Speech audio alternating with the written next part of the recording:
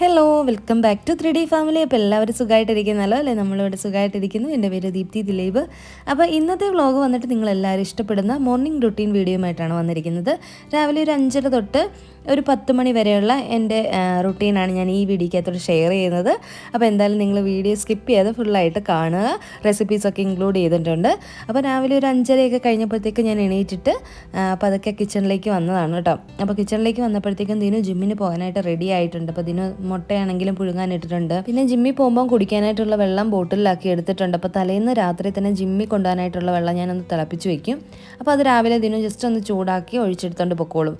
ഇനിയിപ്പം എൻ്റെ ജോലികൾ തുടങ്ങുകയാണ്. അപ്പോൾ ഞാൻ തലേന്ന് രാത്രി റൈസ് കുക്കറിനകത്ത് ചോറ് തിളപ്പിച്ച് വെച്ചിട്ടുണ്ടായിരുന്നു കേട്ടോ. അരി തിളപ്പിച്ച് വെച്ചത് ജസ്റ്റ് ഒന്നുകൂടി എടുത്ത് ഒരു 10-15 മിനിറ്റ് ഒന്ന് തിളച്ച് കഴിയുമ്പോഴത്തേക്കും നമ്മുടെ ചോറ് റെഡിയായി കിട്ടും. പിന്നെ അടുത്ത അടുപ്പിൽ ഞാൻ കുടിക്കാനായിട്ടുള്ള വെള്ളവും വെച്ചിട്ടുണ്ട്. അതൊന്ന് തിളയ്ക്കാനായിട്ട് ഒന്ന് മൂടി വെച്ചേക്കാണെങ്കിൽ അല്ലെങ്കിൽ എളുപ്പം നമുക്ക് തിളച്ച് കിട്ടുള്ളൂ.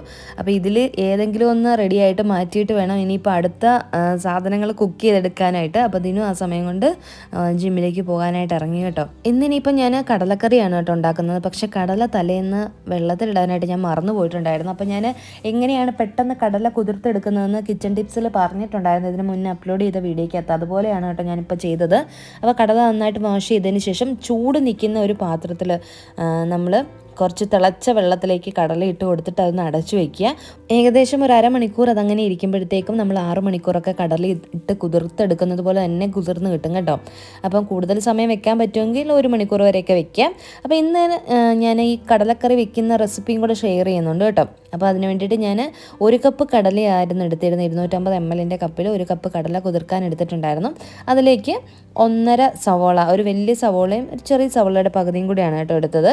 അതും കൂടി ഇട്ട് കൊടുത്തിട്ടുണ്ട്. അതിൻ്റെ കൂട്ടത്തിൽ 1 ടീസ്പൂൺ ഇഞ്ചി വെളുത്തുള്ളി പേസ്റ്റ്, പിന്നെ 2 തണ്ട് കറിവേപ്പിലയും കൂടി ഇട്ട് കൊടുക്കുന്നുണ്ട് കേട്ടോ. അപ്പോൾ ഈ റെസിപ്പി ഞാൻ ഇതിന് മുന്നേ ഷെയർ ചെയ്തതായിരുന്നു. പക്ഷെ ഒരുപാട് നാളുകൾക്ക് മുന്നാണ് കേട്ടോ. അതുകൊണ്ട് വീണ്ടും നിങ്ങളുമായിട്ട് ഷെയർ ചെയ്യുന്നത്. അപ്പോൾ ഇതിലേക്ക് നമുക്ക് പൊടികളും കൂടെ ചേർത്ത് കൊടുക്കാം. 1.5 ടീസ്പൂൺ മുളക് പൊടി, 1/4 ടീസ്പൂൺ മഞ്ഞൾപ്പൊടി, 1.5 ടീസ്പൂൺ മല്ലിപ്പൊടി, 1 ടീസ്പൂൺ ചിക്കൻ മസാല, മീറ്റ് മസാലയാണെങ്കിൽ മീറ്റ് മസാലയാണെങ്കിലും മതി. പിന്നെ ഒരു 1/4 ടീസ്പൂണോളം ഉപ്പും കൂടി ഇട്ടിട്ട് ആവശ്യത്തിന് വെള്ളം ഒഴിച്ചു കൊടുക്കാം. അപ്പോൾ കടല നികക്കെ കടലയുടെ മേളിൽ നിൽക്കുന്ന വണ്ണം നമുക്ക് വെള്ളം ഒഴിക്കണം കേട്ടോ. അത് നന്നായിട്ടൊന്ന് മിക്സ് ചെയ്ത് കൊടുത്ത് ആവശ്യത്തിന് വെള്ളം കൂടെ ഒഴിച്ചിട്ട് നമുക്കിതിനിപ്പോൾ അടച്ചു വെച്ച് വേവിക്കണം. അപ്പോൾ കുക്കർ അടച്ചിട്ട് അതിലേക്ക് വിസിലും കൂടി ഇട്ട് കൊടുക്കുകയാണ്.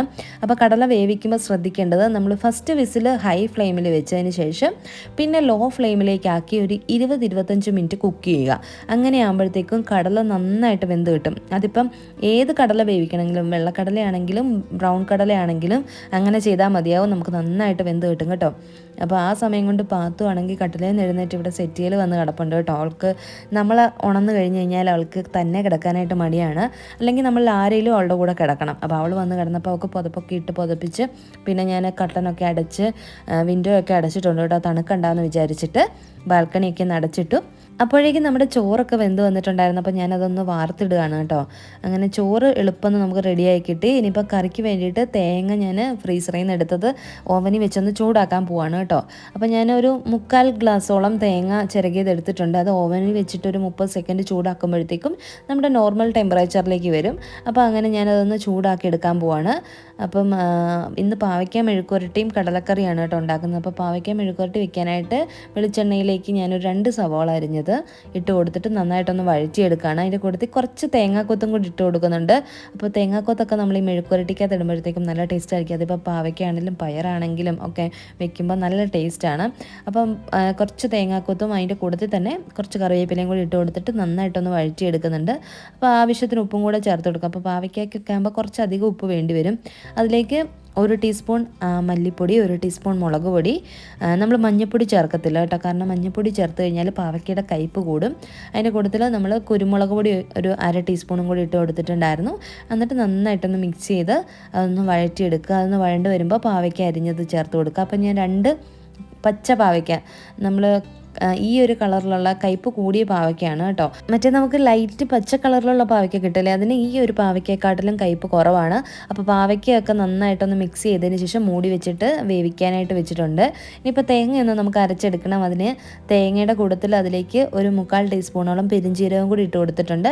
ഇനിയിപ്പോൾ ഇത് നല്ല പേസ്റ്റ് രൂപത്തിൽ നമുക്കൊന്ന് അരച്ചെടുക്കണം. ഈ അരപ്പ് കടലക്കറിയിലേക്ക് ചേർക്കാനായിട്ടുള്ളതാണ് കേട്ടോ. അങ്ങനെ അതൊന്ന് അരച്ചെടുത്ത് മാറ്റിയിട്ടുണ്ട്. അപ്പോൾ ഇന്ന് നമുക്ക് ബ്രേക്ക്ഫാസ്റ്റിന് അപ്പമാണ്, അപ്പത്തിൻ്റെ കൂടെയാണ് കടല കടലക്കറി. അപ്പോൾ അപ്പത്തിന് ഞാൻ അരച്ച് വെച്ചിട്ടുണ്ടായിരുന്നു. അപ്പോൾ അപ്പത്തിന് അരയ്ക്കുന്നതിൻ്റെ റെസിപ്പിയൊക്കെ ഞാൻ ഇതിന് മുന്നേ ഷെയർ ചെയ്തു. ഒരുപാട് പേര് ട്രൈ ചെയ്ത് നല്ല ഫീഡ്ബാക്ക് കിട്ടിയതാണ്. അപ്പോൾ എന്തായാലും ലിങ്ക് ഞാൻ ഡിസ്ക്രിപ്ഷനിൽ കൊടുത്തേക്കാം. അപ്പോൾ പാത്തുവിന് കൊടുത്തു വിടാനായിട്ട് ഞാൻ കുഞ്ഞു അപ്പമാണ് കേട്ടോ ഉണ്ടാക്കുന്നത്.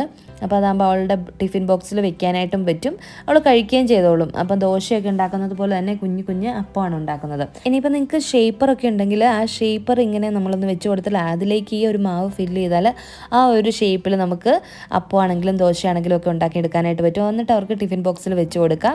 അപ്പോൾ അങ്ങനെ അപ്പം തിരിച്ചു മറിച്ചൊക്കെ ഇട്ട് കുക്ക് ചെയ്തെടുത്തിട്ടുണ്ട്. അവൾക്കുള്ള അപ്പം ഞാൻ ചുട്ടു മാറ്റി. അപ്പോഴേക്കും കടല വേവിച്ചതിൻ്റെ പ്രഷറൊക്കെ മാറി കടലയൊക്കെ നന്നായിട്ട് വെന്ത് വന്നിട്ടുണ്ട്. അപ്പോൾ അത് ഒന്നുകൂടെ ഒന്ന് മിക്സ് ചെയ്തതിന് ശേഷം കടല വെന്തോന്നൊന്ന് നോക്കാൻ പോവാണ്. അപ്പോൾ നന്നായിട്ട് കടല വെന്ത് വന്നിട്ടുണ്ട് കേട്ടോ, കാണുമ്പോൾ നിങ്ങൾക്ക് മനസ്സിലാവുന്നില്ലേ. അപ്പോൾ അരമണിക്കൂറോളം ഞാൻ അതൊരു ലോ ഫ്ലെയിമിലിട്ട് കുക്ക് ചെയ്തിട്ടുണ്ടായിരുന്നു. അതിനുശേഷം പിന്നെ നമ്മൾ തേങ്ങ അരച്ച് വെച്ചിട്ടുണ്ടായിരുന്ന അരപ്പ് നന്നായിട്ട് അതിലേക്ക് ചേർത്ത് മിക്സ് ചെയ്ത് കൊടുക്കാം.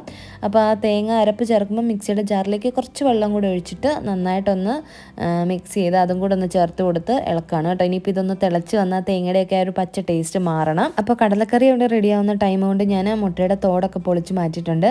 അപ്പം മുട്ടയുടെ വൈറ്റ് മാത്രമേ നമ്മളെല്ലാവരും കഴിക്കാറുള്ളൂ കേട്ടോ. മുട്ട പൊരിച്ചാൽ മാത്രമേ ഫുള്ളായിട്ട് കഴിക്കാറുള്ളൂ. ഇനിയിപ്പോൾ കടലക്കറിയിലേക്ക് കടുക് വറുത്തിടാനായിട്ട് പോവാണ്. അതിന് വേണ്ടിയിട്ട് നമ്മുടെ തട്കാപ്പാൻ വെച്ചിട്ട് അതിലേക്ക് കുറച്ച് വെളിച്ചെണ്ണ ഒഴിച്ച് കൊടുത്ത് ഒരു 1/4 ടീസ്പൂൺ കടുകും അതിൻ്റെ കൊടുത്ത് കുറച്ച് തേങ്ങാക്കൊത്തും കൂടി ഇട്ട് കൊടുത്തിട്ടുണ്ട്. ഈ തേങ്ങാക്കൊത്തിൻ്റെ കളറൊന്ന് ചേഞ്ച് ആയി വരുമ്പോൾ നമുക്കതിലേക്ക് വറ്റൽമുളകും കറിവേപ്പിലയും കൂടി ഇട്ട് കൊടുക്കാം. അതിൻ്റെ കൂട്ടത്തിൽ ഞാൻ കുറച്ച് ഗരം മസാലയും കൂടി ഇട്ട് കൊടുക്കുന്നുണ്ട് കേട്ടോ. ഒരു 1/4 ടീസ്പൂൺ ഗരം മസാല, അത് വീഡിയോയ്ക്കകത്ത് മിസ്സായി പോയതാണ്. അതും കൂടി ഇട്ട് കൊടുത്ത് നന്നായിട്ടൊന്ന് മിക്സ് ചെയ്തതിന് ശേഷം നമ്മുടെ കടലക്കറിയിലേക്ക് ഇട്ട് കൊടുക്കുകയാണ്. അപ്പോൾ നമ്മുടെ കടലക്കറി ഇവിടെ റെഡി ആയിട്ടുണ്ട്. കടലക്കറി കുക്കായി വന്നപ്പോഴത്തേക്കും പാവയ്ക്ക മെഴുക്കുവരട്ടി ഏകദേശം റെഡി ആയി കേട്ടോ. അത് നന്നായിട്ടൊന്ന് ഡ്രൈ ആയിട്ടൊക്കെ വന്നിട്ടുണ്ട്. അപ്പോൾ ഇടയ്ക്ക് തുറന്ന് ഇളക്കി കൊടുത്ത് നമ്മളിങ്ങനെ ഈ ഒരു പരുവത്തിലേക്ക് ആക്കി എടുക്കണം. ഇങ്ങനെ ആകുമ്പോഴത്തേക്കും പാവയ്ക്ക മെഴുക്കുവരട്ടിക്ക് കയ്പ്പ് അധികം ഇല്ലാതെ നല്ല ടേസ്റ്റായിട്ട് നമുക്ക് ഉണ്ടാക്കിയെടുക്കാനായിട്ട് പറ്റും. അങ്ങനെ പാവയ്ക്ക മെഴുക്കുവരട്ടിയും ഫ്ലെയിം ഓഫ് ചെയ്ത് മാറ്റി വെച്ചിട്ടുണ്ട്. ഇനിയിപ്പോൾ ഞാൻ ചോറ് വിളമ്പി വെക്കാനായിട്ട് പോണതിനു കൊടുത്തു വിടാനായിട്ട് ലഞ്ച് ബോക്സ് റെഡിയാക്കുകയാണ് കേട്ടോ. അപ്പോൾ കടലക്കറി ഒഴിച്ചു കൊടുത്തിട്ടുണ്ട്.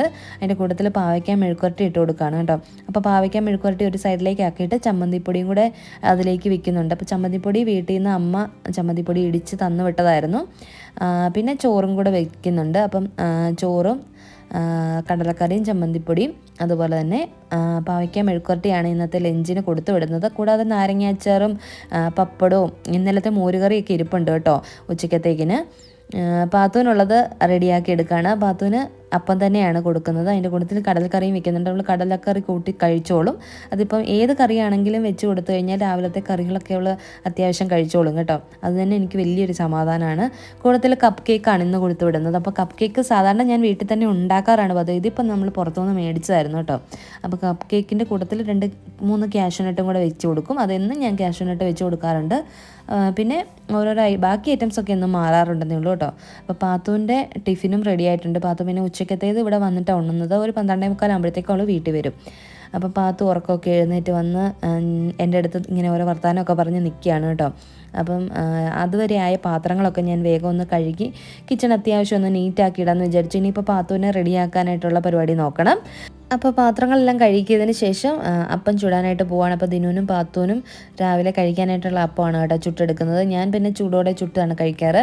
അപ്പോൾ അപ്പമൊക്കെ ഒന്ന് ചുട്ട് മാറ്റിയതിന് ശേഷം വേണം പാത്തുവിനെ കൊണ്ടുപോയി ഒന്ന് റെഡിയാക്കി എടുക്കാനായിട്ട്. അപ്പോൾ അങ്ങനെ നമ്മൾ അപ്പമൊക്കെ നല്ല അടിപൊളിയായിട്ട് വന്നിട്ടുണ്ട് കേട്ടോ. അപ്പോൾ ഈ ഒരു രീതിയിൽ നിങ്ങൾ ട്രൈ ചെയ്ത് നോക്കുക. അപ്പം റെഡിയാകാത്തവർ എന്തായാലും നിങ്ങൾക്ക് നല്ല രീതിയിൽ അപ്പം ഉണ്ടാക്കിയെടുക്കാനായിട്ട് പറ്റും.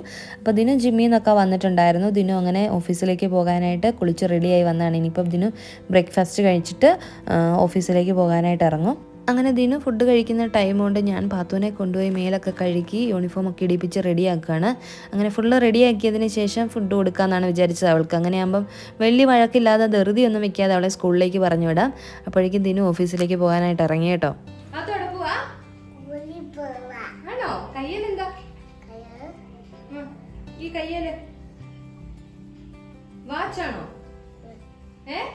വാച്ച് നോക്കാൻ അറിയോ? സമയം എത്ര? 9 മണിയായി. വേഗം പോണം. ഓക്കേ.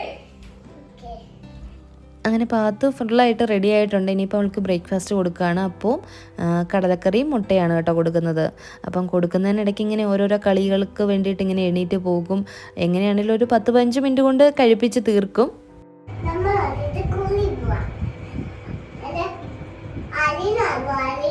അലീന ഫ്രണ്ട് വരുമോ? പിന്നെ ആരാ ഹെർലിനുണ്ടോ? ഇഷ്ടാണോ? പോവാ. പാത്തുവിൻ്റെ സ്കൂൾ ബസ് ഒരു 9 മണിയൊക്കെ ആകുമ്പോഴത്തേക്കും കേട്ടോ വരുന്നത്. അപ്പോൾ ആ ഒരു സമയത്ത് ഞാൻ അവളെ കയറ്റി വിടാനായിട്ട് വന്നതാണ്. നമ്മൾ വന്ന ഒരു 3-4 മിനിറ്റ് കഴിഞ്ഞപ്പോഴത്തേക്കും സ്കൂൾ ബസ് വന്നിട്ടുണ്ടായിരുന്നു. അങ്ങനെ അവളെ സ്കൂളിലേക്ക് കയറ്റി വിട്ടിട്ട് പിന്നെ ഞാൻ നടക്കാൻ ഇറങ്ങിയതാണ് കേട്ടോ. ആ വഴി തന്നെ ഞാൻ നടന്നിട്ടാണ് പോകുന്നത്. ചില ദിവസങ്ങളിൽ പറ്റാറില്ല, പ്രത്യേകിച്ച് അവൾ വല്ല വയ്യാഴികയൊക്കെ ആയിട്ട് സ്കൂളിൽ പോയില്ല എന്നുണ്ടെങ്കിൽ അന്നും നടക്കാൻ പോകാൻ പറ്റാറില്ല. സമയമുള്ളപ്പോഴൊക്കെ ഞാൻ രാവിലെ ഒരു 1/4 മണിക്കൂർ ഇങ്ങനെ നടക്കാനായിട്ട് പോകാറുണ്ട് കേട്ടോ. അത് കഴിഞ്ഞിട്ട് പിന്നെ വീട്ടിലോട്ട് പോയിട്ടാണ് ബാക്കി ജോലികളും ബ്രേക്ക്ഫാസ്റ്റും ഒക്കെ കഴിക്കുക. അപ്പോൾ എന്തായാലും ഞാനൊരു 1/4 മണിക്കൂറോളം നടക്കാമെന്ന് വിചാരിച്ചു.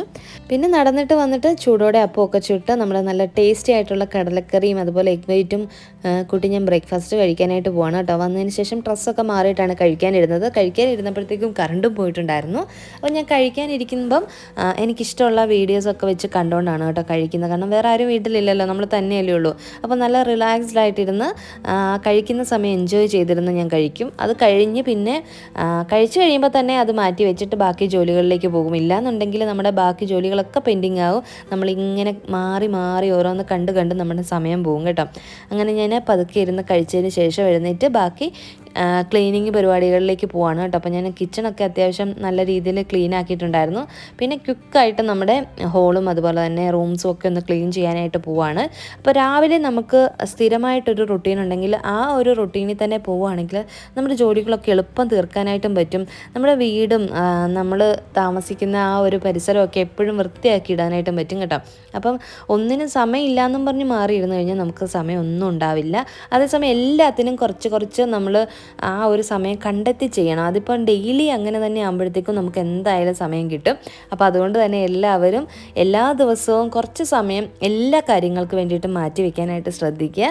അപ്പോൾ അങ്ങനെ രാവിലെ 10 മണിക്കുള്ളിൽ എൻ്റെ കിച്ചൺ ക്ലീനിങ്, വീട് ക്ലീനിങ്, കുക്കിങ് അങ്ങനത്തെ എല്ലാ പരിപാടികളും കഴിഞ്ഞിട്ടുണ്ട്. ഇതിനിടയ്ക്ക് ഞാൻ തുണിയൊക്കെ വാഷ് ചെയ്യാനിട്ടിട്ടുണ്ടായിരുന്നു. മടക്കാനുള്ള തുണികളും മടക്കി വെച്ചിട്ടുണ്ടായിരുന്നു. അപ്പോൾ അത്യാവശ്യം എല്ലാ ജോലികളും തീർന്നിട്ടുണ്ട് കേട്ടോ. അപ്പോൾ അതുകൊണ്ട് തന്നെ ഇനിയിപ്പോൾ ബാക്കിയുള്ള സമയം എന്ന് പറയുന്നത് എനിക്ക് മാക്സിമം എനിക്ക് വേണ്ടിയിട്ട് യൂട്ടിലൈസ് ചെയ്യാനായിട്ട് പറ്റും.